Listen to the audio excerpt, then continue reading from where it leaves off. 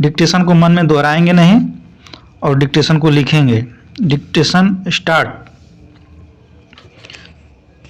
महोदय, भारतीय प्रेस परिषद की 30वीं वर्षगांठ पर आयोजित समारोह में माननीय राष्ट्रपति ने कहा है कि प्रेस की स्वतंत्रता एक आदर्श सिद्धांत है और इसके साथ किसी भी प्रकार का खिलवाड़ नहीं होना चाहिए।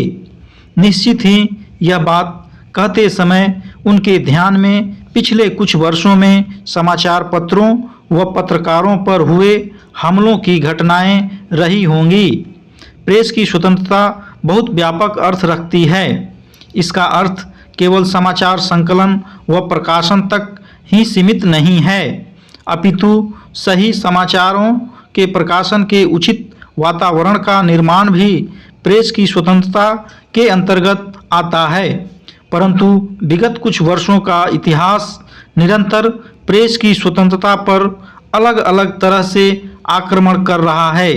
देश में जिस तरह अन्य व्यवस्थाओं से आदर्शों का स्खलन हो रहा है, उसी तरह प्रेस की स्वतंत्रता के आदर्श का भी स्खलन हुआ है।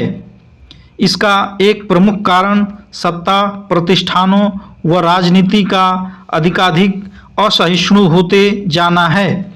यह एक स्थापित सत्य है कि प्रेस की मुख्य भूमिका विरोध की होती है। समाचार पत्र पत्रिकाएं जो कुछ घटित हुआ है मात्र यही नहीं बताते हैं, बल्कि जो कुछ गलत हो रहा है उसे सामने रखते हैं और सही क्या हो सकता है इसका संकेत भी करते हैं। इधर समाज के सभी अंगों में जो असहिष्णुता बढ़ी है उसे प्रेस की यह विरोध की भूमिका पसंद नहीं आती, इसलिए वह अपने अनुकूल न पाने पर प्रेस की स्वतंत्रता को बाधित करने के लिए किसी भी स्तर तक किसी भी प्रकार के हथकंडे अपनाती है। यह अलग बात है कि वह सब कुछ करने के बावजूद आज भी एक सीमा से अधिक प्रेस की स्वतंत्रता का हनन नहीं कर पाती। पैरा, प्रेस की स्वतंत्रता का सर्वाधिक हनन सरकारों तथा प्रशासन द्वारा किया जाता है, क्योंकि उनके पास सर्वाधिक कानून सम्मत शक्ति होती है। किसी भी समाचार पत्र पत्रिका को दबाने का एक प्रमुख आधार विज्ञापन होता है। कुछ वर्षों पूर्व तक बड़े समाचार पत्र पत्रिकाओं को छोड़ दें तो मछली व छोटी पत्र पत्रिकाएं पूर्णतः सरकारी विज्ञापनों पर निर्भर रहती थीं। उस समय सरकारें अपने प्रतिकूल समाचार छापने वाले समाचार पत्रों को सजा के तौर पर विज्ञापन देना बंद कर देती थीं। इस स्थिति में इधर परिवर्तन आया है, क्योंकि अब समाचार पत्र पत्रिकाएं सरकारी विज्ञापनों पर अधिक निर्भर नहीं हैं। अब उनकी आर्थिक रीढ़ निजी क्षेत्र है।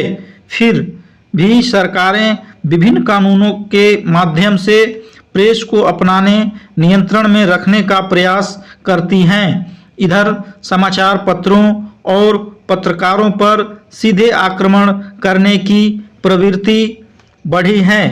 विशेषज्ञ रूप से क्षेत्रीय पत्रकारिता में यह स्पष्ट देखा जा सकता है कि राजनीतिक दल, स्थानीय नेता, प्रशासन व संगठित अपराधी भय अथवा प्रलोभन से पत्रों व पत्रकारों को खरीदने अथवा खामोश करने का प्रयास करते रहते हैं।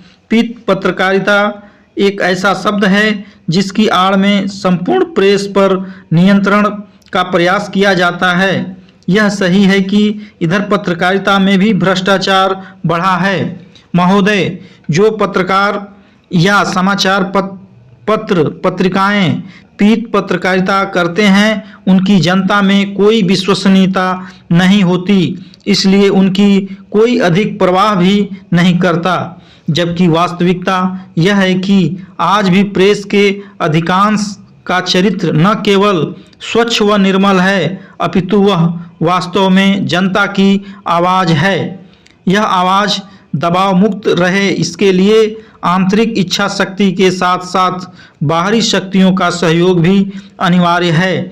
आज प्रेस पर केवल सरकारों, राजनीतिक दलों व अपराधियों का ही दबाव नहीं है, आज उस पर चौतरफा हमले हो रहे हैं। बाजार केंद्रित शक्तियां उस पर अपना कब्जा जमाना चाहती हैं। समाचार पत्रों को भी अन्य वस्तुओं की तरह उपभोग पदार्थ समझकर समाचार के साथ विचार की संपृक्तता की अवधारणा पर हमला किया जा रहा है। इधर पश्चिम से आयातित उपभोक्तावादी संस्कृति में समाचार पत्र पत्रिकाओं को केवल उत्पाद मानने की मानसिकता प्रक्षेपित की जा रही है।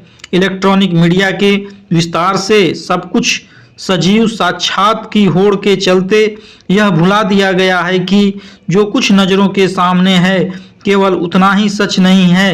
अनेक बार सच घटना के पीछे अदृश्य भी होता है और जब जब प्रेस इस सच को सामने लाता है तब तब उसकी स्वतंत्रता पर हमला होता है। इसलिए यह आवश्यक हो जाता है कि प्रेस की स्वतंत्रता की रक्षा करने के लिए समुचित उपाय किए जाएं। भारतीय प्रेस परिषद इस दिशा में कारगर